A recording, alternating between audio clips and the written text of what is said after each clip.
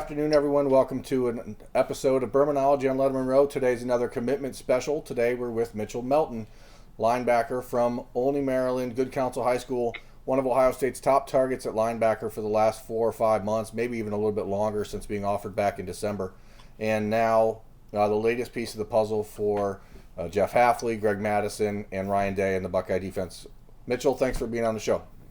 Thanks for having me. Now, we talked to you before, about 2 months ago about things and where things were headed for you. That was right before all the string of official visits came up. You had the visit to Notre Dame, the visit to Ohio State, and then the visit to Michigan. And I don't think really anybody had any idea what you were truly thinking. And I think that's kudos to you for keeping that so close to the vest. But how did you, on those 3 trips, really separate things? And how did ultimately you come to the decision that it was Ohio State? I mean, yeah, like even before I was going on the officials, I was like thinking like I don't really know where I'm gonna end up because these are all great schools and they're all like one of the top schools in the country. But I guess it was just like this mindset where I was just looking at these 3 schools, specifically looking at how they're gonna benefit me and my family and how I can take away from what they're giving me and what is given to them from me. And it was a lot because it was back to back to back. It was 3 straight weeks of whining and dining and all these official visits and 48 hours of just being with one of the top programs, 3 top programs in the country. But I guess it was just like just staying true to who I am and who I am with my family and who I am as a person and just understanding what these schools will do for me. It was easier for me to know which one was the place for me. Is there a moment, is there like an aha moment in these sort of visits where maybe you get this feeling of like, okay, this is real, this is hype, this is just selling dreams? I mean, how do you break down? Because I know at that moment, all 3 schools are putting their best foot forward. You're getting full attention of 3 of the best coaches in college football. You have, legendary type assistant coaches in Don Brown and Larry Johnson. And how does it come to be? How do you sit back and say, okay, this is it? Is it a pros and cons list? Is it a gut feel? What drives that decision? Well, it's the biggest thing is just my family and my mom. She was really helpful in this process, and my entire family was. But she made a spreadsheet, and like we kind of went through that, and like just an honest spreadsheet, and just looked at everything from like down to the straight numbers of what they did right and what they did was not so right and what they did wrong, and that just gave us like an honest viewpoint for each schools, and that really helped us to clearly see what the schools are for me and what they could be. So, when you're talking about these 3 schools, you're talking about that spreadsheet. Mm-hmm. Pros and cons. Ohio State does this well. You got great relationships here. You've got, your family's from Ohio. There's all that pull there. What was it that Ohio State had to overcome? And because I don't think a lot of people really, for whatever reason, in the last few months, believed that they were a real contender. Yeah. I guess the biggest thing, especially when talking about these 3 schools, is because when I visited the school, like Ohio State, I really wasn't shown the academics and how in depth it is. But when I was able to visit the school, like I guess the perception of academics is like skewed in a little bit. Because when I was there, like I understand, like I visited a lot of places, and I was actually sitting in a business class, and I was able to see like how like seriously the academics is taken, and I can understand like somehow perception may be skewed. Some think that academics may not be as strong, especially in regards to these other schools, but I can tell you for sure that's not the case because like they take it very seriously and they understand like what it takes, that it has to be a student and an athlete, and those 2 coexist, and that makes the college athlete better in a way. Let me ask you, where do you think that comes from? That perception of Ohio State as a football factory, and that's something I've heard from recruits, their parents, other coaches from other schools. Like, where does that come from? Does it come from just the reputation? Because football-wise, Ohio State's continued to be in that tier with Bama and Clemson. Yeah. I mean, why do you think the people believe that Ohio State is less motivated as far as taking care of academics?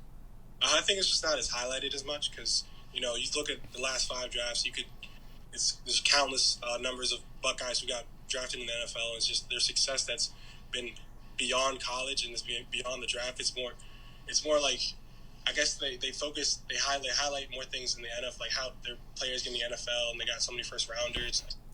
Yeah, isn't that the beauty of recruiting though? Because here's what it is. if you're putting out 30 NFL picks in 3 years, you're going to put on your flyers, we're sending guys to the NFL, right?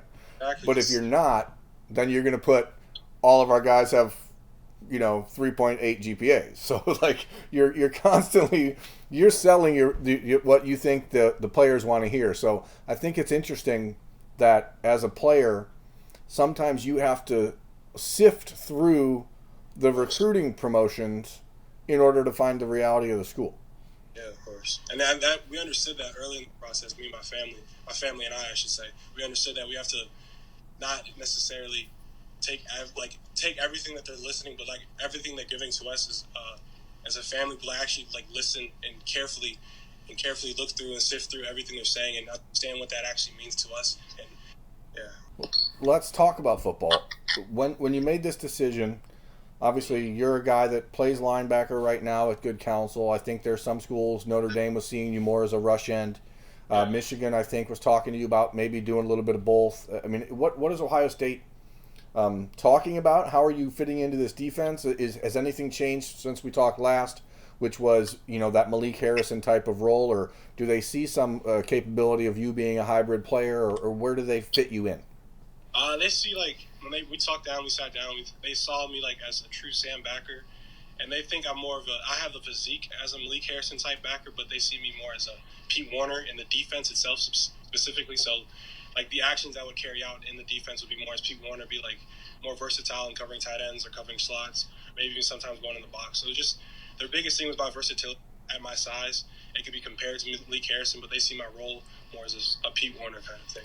We talked about this a little bit over text message after your official visit to Michigan. You're on campus there in Ann Arbor. They have 10 different kids commit that weekend, right?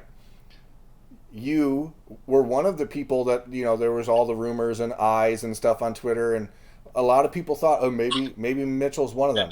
How did you end up holding back from that feeling, number one, but then to go from that spot to a week later knowing that you want to be at Ohio State? I mean, it's like I could tell you a lot of situations where I felt like I really want to commit to a certain school, but it's just my parents and I really having an honest discussion about it and really understanding, regardless of what everyone else is doing, like it's our process and it's if I'm going to school for 4 years, regardless of who I'm going with, it's just the school that I feel is best for me and my family. So it's just knowing that, understanding that, and just taking that to heart no matter where I go. So, yeah. Of the two schools that you were seriously considering other than Ohio State with Michigan, Notre Dame, which was the harder phone call to make, I guess? Or which relationship is going to be hardest to let them know, I'm sorry, but I'm heading to Columbus? It was probably Notre Dame because the relationship I built with Coach Elston and them, it was really a good connection, and he's a good guy and a great coach. And I don't know, it wasn't difficult. It was definitely difficult, but like it's still, I understood what the process was, and he understood it as well. So he was really respectful and professional in the situation. What do you do now? Now that you got this out of the way, is this take all that weight off the shoulders and relax? Do you turn into captain recruiter? I mean, what becomes of Mitchell Melton from here, and what's your focus heading into the rest of your summer? I think the biggest thing is for me to just get better as a person, and it's just put my mind at ease because I can put the recruiting process behind me and just focus on the main one school, which is Ohio State, obviously, and just become the best player and person I can be, and just continue to work and get ready for my senior year. And yeah, that's pretty much it. Well, look, Mitchell, I don't want to take up too much of your time. I know you and your family got celebrating and stuff to do, and try to enjoy the summer. So congratulations on your decision. If there's anything we can do here for you at Lettermen Row, obviously in the future, let us know. Thanks for joining us on this episode of Bermanology, and again, good luck.